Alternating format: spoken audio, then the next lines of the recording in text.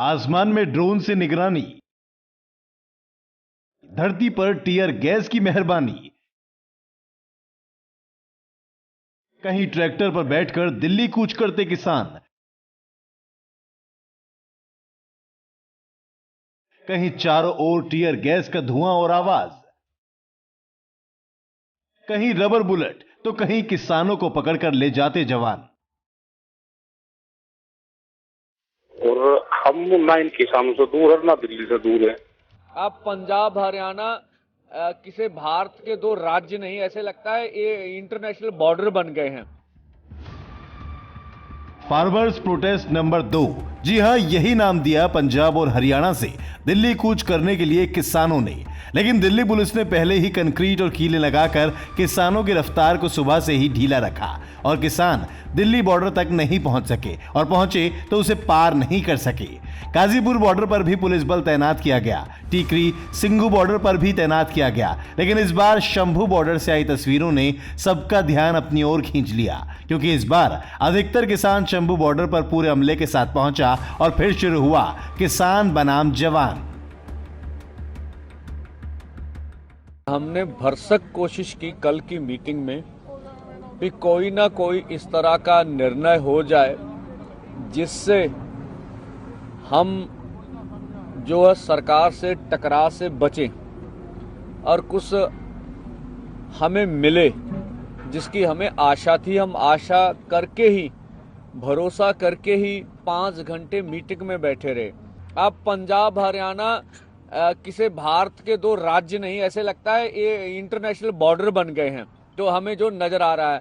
अब हमें मीडिया बोलता था आप रोड रोकते हैं, इससे लोगों को तकलीफ होती है। हम तो आज भी नहीं कह रहे रोड ब्लॉक करेंगे, आज भी नहीं कह रहे हैं कि हम कहें रोड रोकेंगे। अब तो सरकार ने स्वयं रोड रोक रखी है पिछले 2-3 दिन से, और जो वो दिखा रहे हैं कंक्रीट की 10-10 फुट ऊंची लंबी जो दीवार बनाई गई है रोड्स में, मुझे बता, हम तो इसको देश के लिए अन्न उगाते हैं, उसको देश का पेट भरते हैं, और इन्होंने हमारे लिए जो है किलों की जो फसल है वो हमारे लिए उगा रखी है हमारे सामने। किसान मजदूर के कर्ज के बारे में बोलने मालूम करना पड़ेगा कितना है भाई। ये बैंकों का काम है, 10 मिनट का काम है। भारत सरकार चाहे डेटा 5-4 दिन में कलेक्ट करके दे सकती है, कौन सी बड़ी बात है। हम कहते हैं चलो डेटा भी नहीं, आप अनाउंसमेंट कर दीजिए भी हम किसान मजदूर का कर्ज माफ करेंगे, नोटिफिकेशन कीजिए।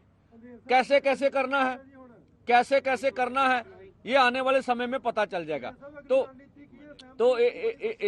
तो मीटिंग चसी सारी वार्ता उन मीटिंग में हमने सब कुछ वहां बोला है, सब कुछ कहा है।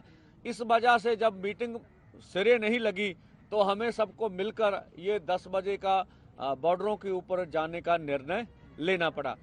पश्चिमी यूपी से किसानों ने इस प्रदर्शन में भाग नहीं लिया, लेकिन खुद राकेश टिकैत इस बात की धमकी देते दिखे कि हम दूर नहीं हैं। ठीक कर रहे, किसानों की समस्या है तो मार्च तो करेंगे दिल्ली।